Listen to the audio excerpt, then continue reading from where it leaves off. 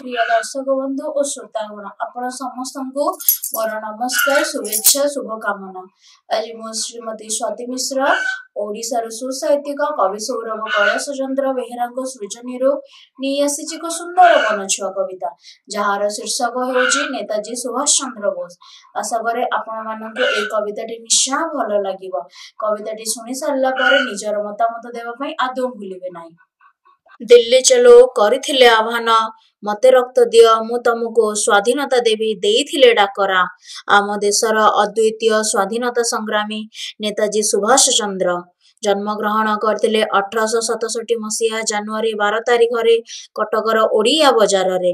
पितांक नाम थिला जानकीनाथ बोस आउ मातांक नाम थिला प्रभावती बोस। मोट 14 जन भाई भौणी मध्यरु नेताजी थिले नवम संतान। प्रथमे आंग्लो स्कूल और परे रेभेन्सा कॉलेजिएट स्कूल रे अध्ययन करी कलिकता विश्वविद्यालय रु दर्शन शास्त्र रे प्रथम स्थान रे होइथिले कृतकार्य। 1920 मसीहा रे इंग्लैंड रो कैम्ब्रिज विश्वविद्यालय रे इंडियन सिविल सर्विस रे अधिकार करथिले प्रथम स्थान। से पिला बेलरु थिले भारी स्वाभिमानी। पंजाब रो जालियानवाला बाग गणहत्या आउ अपमानजनक रावल आईन तांकु गभीर भावरे करथिला मर्माहत।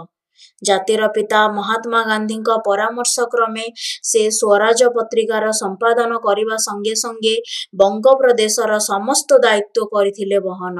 1928 मसीह कांग्रेस साधारण संपादक दायित्व बहन करी से एक सुस्थ सामाजिक व्यवस्था प्रचलन करने करथिले आप्राण चेष्टा। से स्वाधीनता संग्राम रे झांस देई अनेक बार करथिले कारावरण।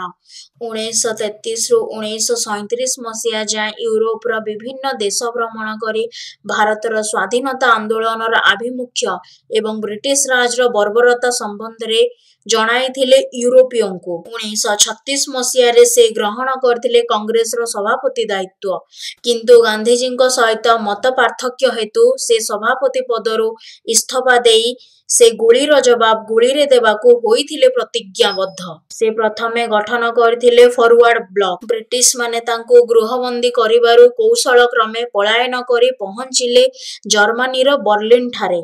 सेठारे नाजी मानक सह हाथ मिलाई भारतीय बंदीक सह जापान रे थिबा बंदी मानक मुक्त करी गठन करथिले इंडियन नेशनल आर्मी बा आजाद हिंद फौज। प्राय 43,000 सैन्यक सहायता रे अधिकार करथिले ब्रिटिश मानक अधिकृत अंडमान और निकोबर द्वीपपुंज। किंतु द्वितीय विश्व युद्ध रे जापान रो पतन हेबारु से आउ पाई पारिले नाही कोनोसी सहाय्य। 1945 मसीहा अगस्त 18 तारिख रे विमान दुर्घटना रे होइथिला तांकर मृत्यु, किंतु ताहा मध्य वर्तमान जाय रहिछि रहस्यमय होई। से थांतु मरलोकरे कि परलोकरे, किंतु तांको भली महान स्वाधीनता संग्रामी को केबे हेले भूली पारिबे नाही भारतवासी। वंदे मातरम।